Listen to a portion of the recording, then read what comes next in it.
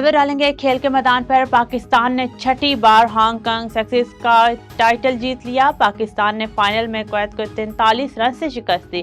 कौमी टीम ने सबसे ज्यादा मरतबा हांगकांग सेक्सिस जीतने वाली टीम बन गई। आखिरी बार पाकिस्तान ने 2011 में टाइटल जीता था।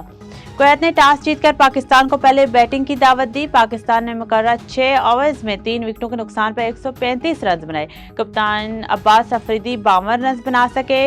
अब्दुल समद 42, ख्वाजा नाफे 22 और शाहिद अजीज बगैर कोई रन बनाए आउट हुए। माज सदाकत 10 और मोहम्मद शहजाद 4 रन बनाकर आउट हुए। कौमी क्रिकेट टीम के साबिक कप्तान शाहिद अफरीदी ने कहा है कि मैंने अपना जहन तब्दील कर लिया है, मैं सियासत से दूर रहना चाहता हूँ। सोशल मीडिया पर वायरल एक वीडियो में तकरीब के दौरान शाहिद अफरीदी से सवाल किया गया कि सोशल मीडिया पर एक मखसूस तबका आप समेत मुल्क के हकीकी हीरोज के खिलाफ मुहिम चलाता है। हालांकि आप वो शख्सियत हैं जो हमेशा अपने मुल्क और इसके हीरोज के साथ खड़े होते हैं।